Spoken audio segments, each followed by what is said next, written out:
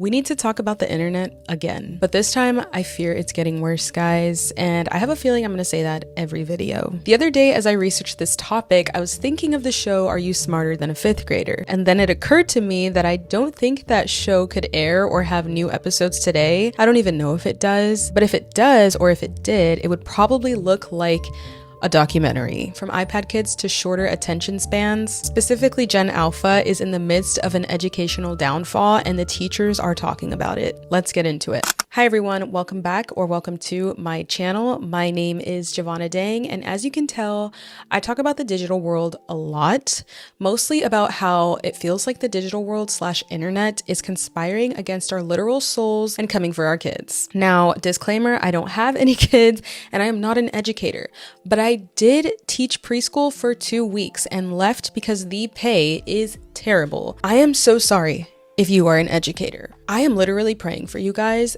to get that raise, to get that increased pay, because you guys 100% deserve it. But even though I'm not a parent or an educator, it's pretty obvious that something in classrooms is shifting. Now, before we talk about high schoolers and college students, we have to talk about the little ones. Now, according to neuroscience, the brain undergoes rapid development before the age of 5. That's the age where you learn imagination, how to play, how to use certain items, and even when to recognize when you're bored. But in today's environment, that room for imagination is unfortunately being filled with the mighty, the great iPad. Across every measure we have, the more kids use tech at school, the more their learning goes down. Our children are the first generation in the last century to be cognitively worse than we are. And that's just a nice way of saying dumber than we are. On every single cognitive measure, they perform worse than we do. Attention, memory, memory span, creative thinking, divergent thinking, critical thinking. They're lower across the general IQ. Now, this is fine. If generations were always up and down, you'd say, cool, things come and go.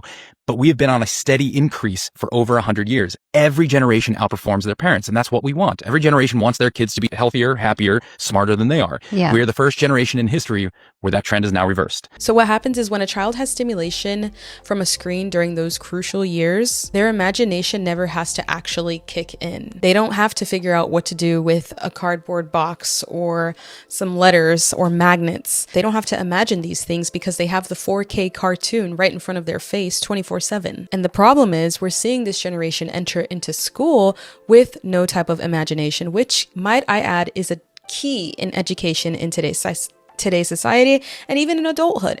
Imagination helps us grow our businesses. Imagination helps us learn how to treat others. The reason why these kids don't have imagination in school is because they were trained up to not build one. In my senior year of high school, which was about 10 years ago, we were getting introduced to chromebooks. If you know, you know. And I think the education's mindset was simply if we give them chromebooks or laptops, they'll be able to identify things that we can't necessarily teach. They'll be able to find things quicker. They'll be geniuses at a much quicker rate. And I completely think that failed, obviously. I mean, let's be real. There's a reason that rich people send their kids to private school, tech-free private school, might I add. They obviously know something society is ignoring. On a theological sense, the Bible actually states that to whom much is given, much is required. And society gives a lot or much of technology without the requirement of discipline. It's getting so heavy that teachers are actually speaking on this. Like, TikTok is flooded with testimonials of teachers talking about this. A specific teacher I would like to talk about is Hannah. Hannah was featured on a well-known news broadcast, and she talked about how the behavior in children is just unacceptable to the point where it made her quit her job and question her career choice. And this will not be my classroom after Friday. I am actually leaving the profession. I am quitting. Well, actually, I did quit, but Friday is my last day. I think we have a month left of school after that, and I will not be the teacher in this classroom. Something I've realized is, like, on a day, I know when I was their age, I thought movie days were a treat. I loved movie days. It was a way to relax, kind of take a break. And for them, what they mean when they say they want a movie is they want a movie on in the background for the noise while they scroll on their phones, put their headphones in, and look at TikTok, and maybe talk to their friends and not pay attention to anything. Whenever I do have a movie day, I can count on one hand the amount of students in all 3 classes that I teach throughout the day who maybe actually pay attention to the movie. It's frustrating and it's disheartening because if I ask a child to handwrite something, even just a paragraph, 5 sentences, basic paragraph, They roll their eyes, they throw tantrums. I'm talking about high schoolers. I teach 10th grade now. Some people might argue that because you're a teacher, this type of behavior is expected. Every child is different, every household is different. But when I think of it in a sense where the iPad is given to a kid if they are acting up, then I think of that iPad essentially becoming the parent. Therefore, discipline is being lacked. Then if you bring your kid to school, that lack of discipline is pushed out and the teachers have to deal with it. When the teacher at home is a literal screen, whether it's too much screen time or TV or the iPad, the teacher at school genuinely doesn't stand a chance against this child. But I digress. Now, believe it or not, the older students and the college students, they're not safe either. Proverbs 14 says, "The simpleton believe anything, but the prudent give thought to their steps." Right now, the internet is training people to be simpletons. If you don't know what a simpleton, it is a gullible, naive person. And when someone or a college student asks AI to write their paper, they're skipping the growth that comes from the struggle. The sad part about this is that there are genuinely people who love education and who are working their hardest and are writing their papers on their own and doing their own research without AI. I saw a student crying because she got flagged for using AI on her paper, and she had mentioned that she did not even get one paragraph from using AI, and she took it to TikTok, and you guys just have to see the video for yourself. Her emotions were so high. I felt so bad for her. Bro, I spent hours working on this assignment. Hours. And the teacher's trying to say there's AI. Like, I'm sorry that I talk normal. Like, what do you want from me? Like, I don't know what to do. So now I have a 0. And the teacher thinks I'm using AI for everything. What?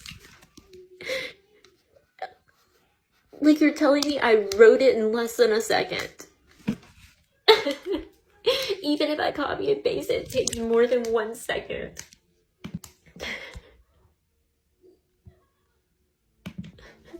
So not only has the world created a system, AI, on top of the technology that was already given, but that AI and that system is becoming not only the teacher, the student, but also the judge. Honestly, it genuinely breaks my heart for this girl and many others like her. So what are the screen-free kids up to? We want to know the tea. We want to know how that is going. Well, the screen-free kids are starting to look like the weird ones, but they're also the ones who look most human. When you raise up a child to be screen-free, you're leaving room open for them to be empathetic towards others. When you're screen-free and you use your imagination and you are outdoors and you play in the backyard or you play through the sprinklers like I used to do, you're essentially allowing your human body, your stress levels, to be a part of life and to experience life. That's literally what we were created for. We all enjoy nature. We all enjoy being outside. We're all told to touch grass because everybody knows that when you are stressed or when you're under high stress circumstances, you need to go touch grass. Matter of fact, today I was having a weird morning.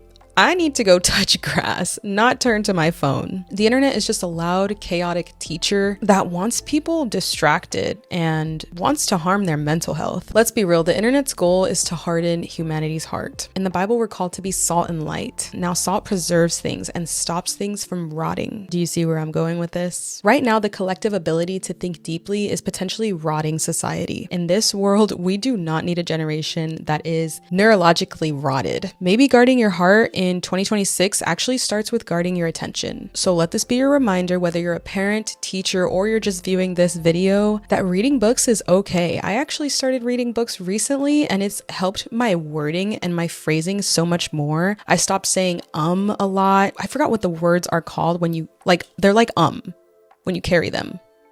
Clearly, I still have work to do, but that's okay. I've been reading more, that's the point. Speaking of education, when we talk about the crisis in our schools, it's not just about the curriculum or the grades. It's about the safety of those kids sitting in those desks. I wanted to take a brief moment to talk about the nonprofit organization called Darkness to Light. It started about 2 decades ago when a group of people decided, what can we do to help those children that are hurt in classrooms? And how do we stop this from happening in the first place? Instead of just reacting to the crisis, they actually made it their focus to train parents, teachers, coaches, all different kinds of people that are around children to actually protect these children before the abuse even starts. Now, I'm not being paid to say any of this, but since we're deep diving into the topic of education, I felt like I just could not ignore the importance of student safety. Now, if their mission resonates with you, or if you feel moved to help in some sort of way, I will leave their link in my description down below. Now, on top of that, I do want to add another disclaimer that if anything I said